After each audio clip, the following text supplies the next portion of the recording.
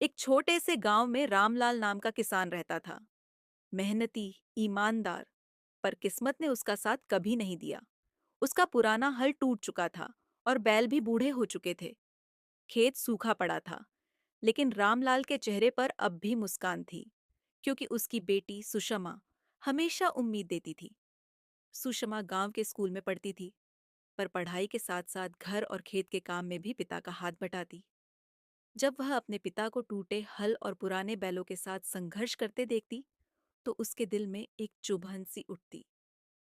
काश मैं कुछ कर पाती। एक दिन सुषमा ने सुना कि पास के शहर में गांव विकास प्रतियोगिता होने वाली है। उसमें जो गांव के युवा सबसे अच्छा प्रोजेक्ट दिखाएंगे, उन्हें 10,000 रुपए का इनाम मिलेगा। उसी पैसे से वह अपने पिता के लिए नया हल और एक जोड़ी बैल खरीद सकती थी। पर समस्या यह थी कि वहां जाने के लिए उसे स्कूल और घर दोनों छोड़ने पड़ते। माँ नहीं थी और पिता को भी उसकी जरूरत थी। कई रातें वह चुपचाप सोचती रही, क्या यह कदम सही होगा? आखिर एक सुबह उसने साहस जुटाया। पिता से कुछ कहे बिना वह अपने पुराने नोट्स और सपनों को लेकर शहर चली गई। रास्ते में डर भी था, अगर असफल हुई तो पिता क्या सोचेंगे। लेकिन एक बात तय थी, वह अपने पिता के लिए कुछ करके ही लौटेगी। शहर में उसने अपने गांव के लिए सौर ऊर्जा से चलने वाला पानी का पंप का छोटा मॉडल बनाया। उसे किसी ने सिखाया नहीं था, बस स्कूल की किताबों और अपने दिमाग से उसने सब जोड़ा। प्रतियोगिता के दिन जब सुषमा मंच पर पहुंची, तो वहां बड़े बड़े स्कूलों के बच्चे थे, चमचमाते कपड़ों में। उसकी सादी साड़ी और मिट्टी से सना बैग सबको अजीब लगा, पर उसके शब्दों में सच्चाई थी।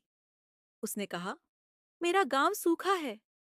मेरे पिता रोज खेत में पानी के लिए आसमान देखते हैं। मैं चाहती हूँ कि एक दिन कोई किसान बारिश का इंतजार न करे। हॉल में कुछ पल के लिए सन्नाटा छा गया। फिर तालियों की गड़गड़ाहट गूंज उठी। सुषमा को पहला इनाम मिला। जब वह इनाम की राशि लेकर गांव लौटी, तो पिता चौपाल पर बैठे थे। उसे देखते ही बोले, बेटी, तू कहाँ चली गई थी? सुषमा की आंखों में आंसू आ गए। उसने पैसे उनके हाथ में रख दिए और बोली, अब आपका हल भी नया होगा और बैल भी। बस मुझे माफ कर दीजिए कि बिना बताए चली गई। रामलाल की आंखें भर आईं। उन्होंने बेटी को गले लगाया और कहा, बेटी, तूने जो किया है वो किसी बेटे से भी बढ़कर है। उस दिन सूरज की रोशनी कुछ ज्यादा ही चमकदार थी, शायद इसलिए कि एक बेटी ने अपने पिता के सपनों को नया उजाला दिया था।